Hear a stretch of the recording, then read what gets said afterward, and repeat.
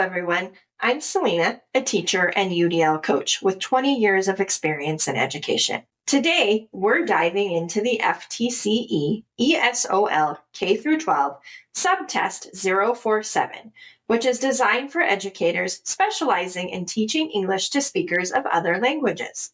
This session will focus on the knowledge of resources and technologies subtopic. Let's get started. Observing how well a student reads would fall under which of the following categories of assessment?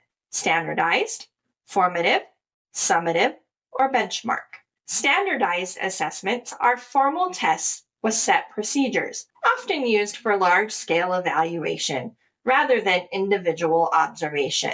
Summative assessments measure overall learning at the end of the instructional period, not ongoing progress. Benchmark assessments track progress at specific points in time, but are more structured than simple observation. The correct answer is formative.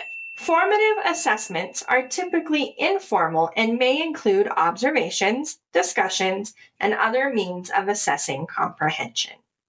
What is the meaning of the acronym TESOL? TESOL. Teaching of English sounds to only learners, teaching English to speakers of other languages, trainers of English and other linguists, teaching English speech to other learner.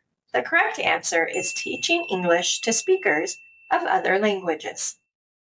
School computer labs and electronic translators are not suitable for use by ELL teachers and students in schools, examples of technologies not available in schools for ELL instruction, prohibited by certain school systems due to lack of resources, or examples of technologies available for ELL instruction.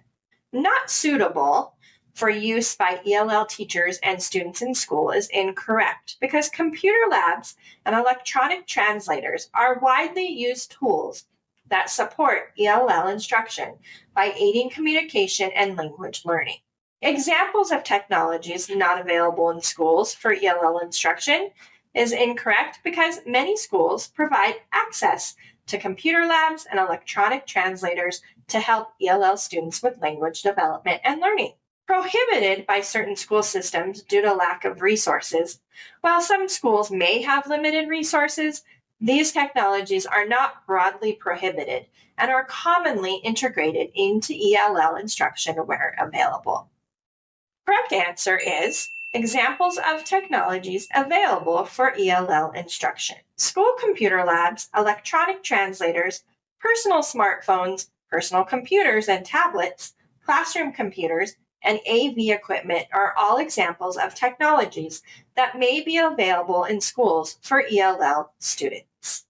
Which of the following best describes how teachers should use diverse texts in the classroom? Teachers should use diverse texts regardless of the makeup in their classroom.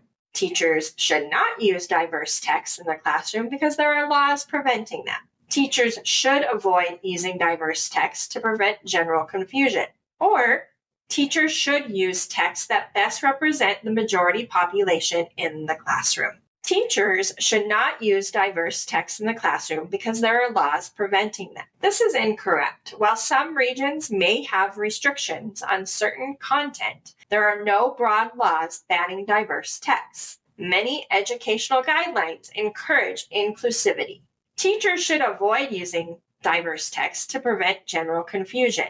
This is incorrect because exposure to diverse texts enhances understanding, critical thinking, and cultural awareness rather than causing confusion.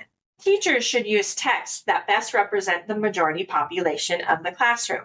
This is incorrect because limiting text to only the majority's group perspective excludes other voices and does not promote inclusivity or well-rounded education.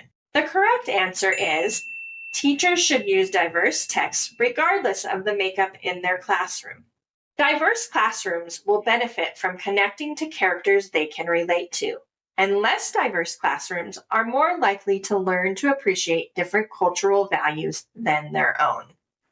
I hope this practice session has helped you feel more confident as you prepare for the FTCE ESOL K-12 subtopic 047. Remember, Understanding the tools and strategies available will not only help you pass the exam, but also make a real impact in your teaching practice. For even more in-depth study resources, head over to study.com. As a member, you'll get access to short, targeted video lessons, personalized study plans, extra study materials, and hundreds of practice questions, just like the ones we covered today. We'd also love to hear from you. Drop a comment below with your questions, feedback, or even just let us know how your test went. Study hard, stay confident, and best of luck on your exam. Thanks for following and watching. Happy studying.